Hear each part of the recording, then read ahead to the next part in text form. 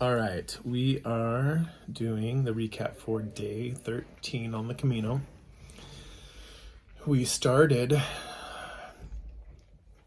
in Calzadilla del Cuerza. Cuerza is a river that runs through the community of Castilla y León, and Calzadilla is a tiny little town that was on it. We had a great dinner there last night, but this morning we started off, we saw two of our friends from dinner, Albert and Piper, on the road. When we left. Right when we left, saw our Venezuelan friends. Kind of had a tender moment with one of them, Luis. I'd overheard him talking with his wife last night on the phone, and he's really in a lot of pain.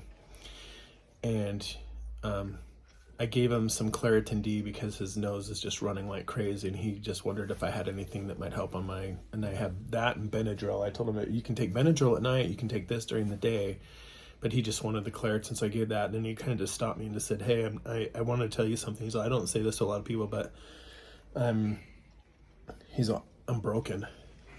And he was just getting really tender, and he's like, oh, I need a gift, and I'm searching for a gift. He's like, do you understand what I'm saying? I'm like, yeah, I understand what you're saying. So anyways, it's just a real tender moment. And so, I just like listened to his little story and told him that, I believe that you're going to receive your gift. And, I just, he asked me to, keep him in his prayers, and I said I would. And it was just a, sweet, tender little moment there.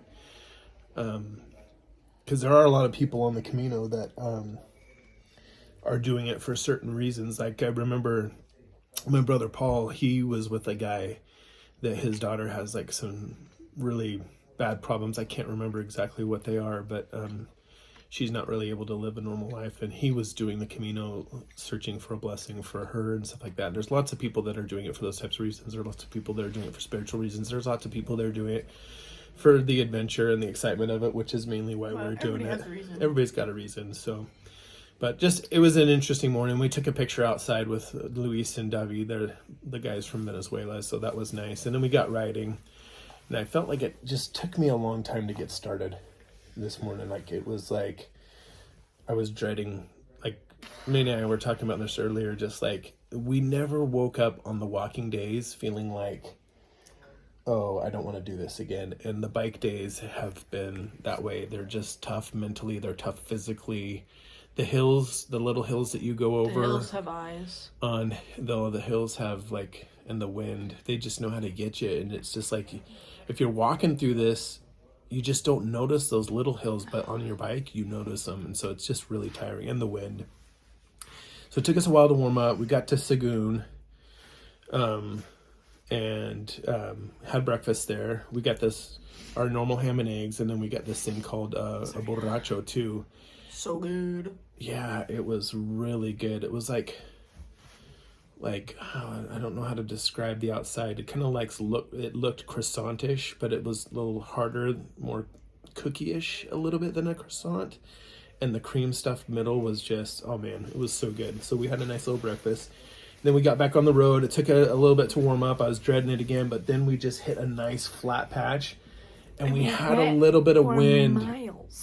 That was just slightly behind us. It was coming from the side and just a little bit from behind, but it was like better than going into the wind. And we rode for like 22 miles in like an hour and a half. It was like awesome. Like, we just killed it. Just had our jams going. We did. It was, yeah. Singing our it was good. Songs. So we have separate jams. And then we took a rest after that. And then we had like 10 more miles to go. So hard. The last miles of the day are always the freaking hardest. And it got windy, and it got rainy. It started raining. And the last hour plus. My shoes soaked. Yeah. My socks soaked. My shorts soaked. My chonies soaked. The only part of me that wasn't soaked was I'm surprised you let me go for that long. was the back of my shirt. I was just wet too. My socks, my shoes, the front of me, yeah, and my butt is so sore. Brutal. It's just like hard to find a place to sit that both your butt and your man parts aren't like hurting for more than 2 minutes. You find a good spot, and like 2 minutes later, it's just, I don't know. I'm a lady, so I won't talk about my parts. Yeah. So, anyways, it was tough to finish the day, but we were so glad we made it into León. And then we went over to the market right next to our thing, and they had some candy store. Yeah, so we went over there. Don't hate on us for getting Burger King. It was pouring rain. We don't have a ride. We just had to walk over and get what we got. But the Burger King is also the bar next to us was closed. The vending machine and also had just junk food. Burger King has better food than the bars. Dude, all I gotta say is Burger King and McDonald's are holding out on Americans because they they serve way better food. And both when we were in Italy and over here in Spain, we've just noticed that like they make better stuff. We need to make a stand as Americans. This is my cry to everybody. We need to stop accepting these mediocre food chains and just say no. Anyways, until they give us a break. That was Minnie Wilcox. She approves that message. But yeah, so anyways, we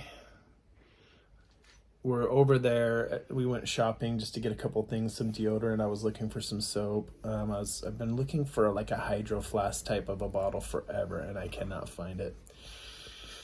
And I have one. I've asked people about it, and like 2 or 3 people have told me, I think you're going to need to order that on Amazon. I'm like, oh yeah.